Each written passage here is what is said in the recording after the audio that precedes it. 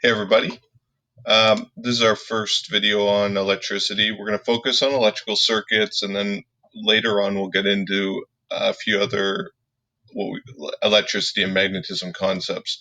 For now, I want to concentrate on circuits, which typically you would do in grade 9 and then we review in grade 11. But I want you guys to really take this time to really understand circuits and go through that. All right, so here's our introduction. I've filled out some fairly simplistic definitions for you guys to go through here. And I'm going to talk about all of those. Okay, so here goes. Just move this thing out of the way. Okay, so we have energy, which is the first thing, and it's the ability to do work. Okay, it's measured in joules. Okay, so we say energy is measured in joules, and there it is right there. Okay, now the next thing we're going to look at is charge.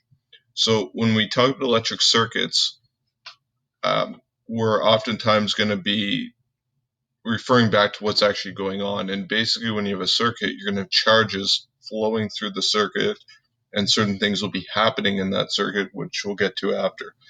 Now, it's not just a few charges, it's a lot of charge. Okay, so back to atomic theory, we have protons and electrons in atoms. Electrons are negative, protons are positive. In electric circuits, we have electrons flowing through the circuit. Now, we can't even count or begin to count all of these electrons. There's so many.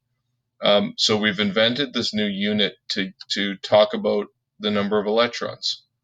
And that unit is Coulomb. Okay, so 1 Coulomb is equal to 6.241 times 10 to the 18 charges. So usually we're going to be talking about electrons. If we have a positive charge, it would be that many protons. So with that, just so we can get an idea of what this 10 to the 18 thing represents.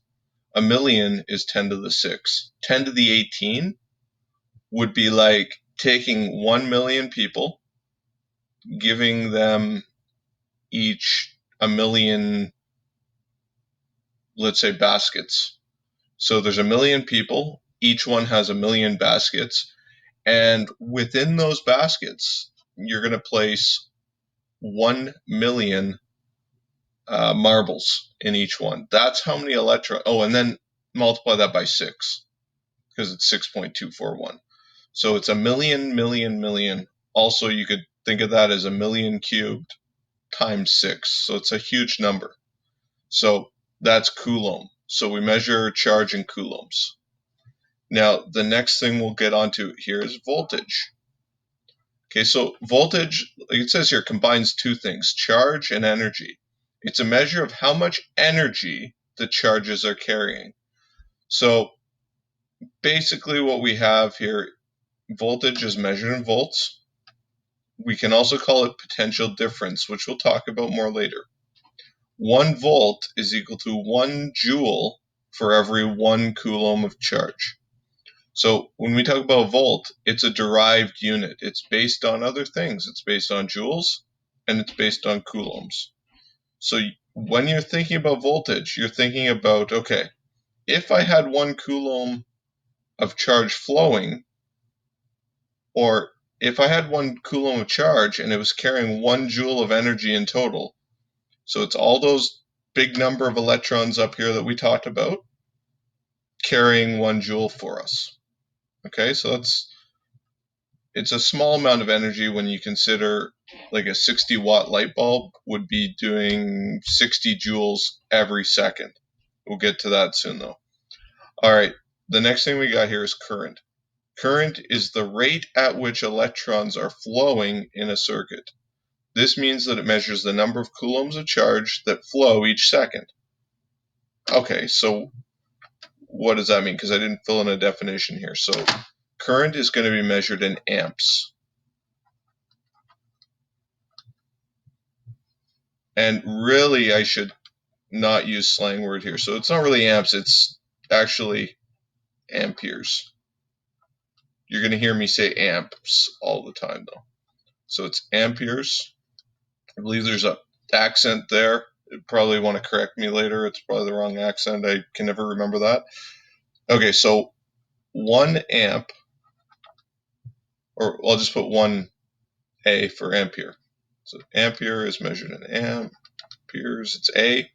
1 amp is equal to 1 coulomb in 1 second. So an amp is 1 coulomb per second.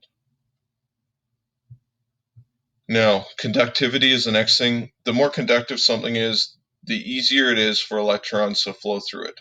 We don't need to worry about the units for conductivity right now. Okay. Next thing, resistance. This is a measure of how hard it is for the electrons to flow. The bigger the resistance, the harder it is for current to flow. Something that has a high resistance is less conductive than something with a low resistance. For this, resistance is measured in ohms. So ohms is this symbol right here, omega.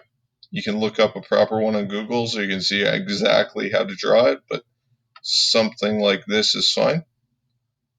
And we don't really right now need to worry about the units that that's derived from. It makes it a little bit confusing, so we're just going to leave it.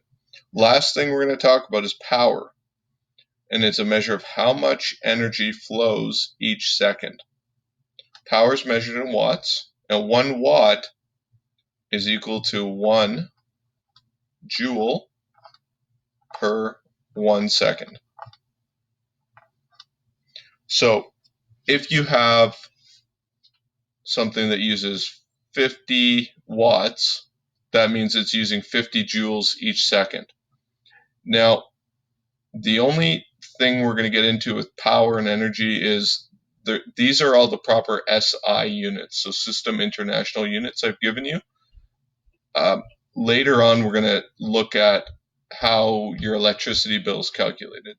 And what's weird for electricity usage is you're not going to be using the standard SI units because they're not convenient for this. Because if you think about a light bulb using 50 joules each second, well, that's 3,000 joules a minute and like 20,000 joules an hour roughly. So we don't really want to get into big numbers on your electricity bill. So when we get into that, we're going to learn about kilowatt hours for energy and a couple other things.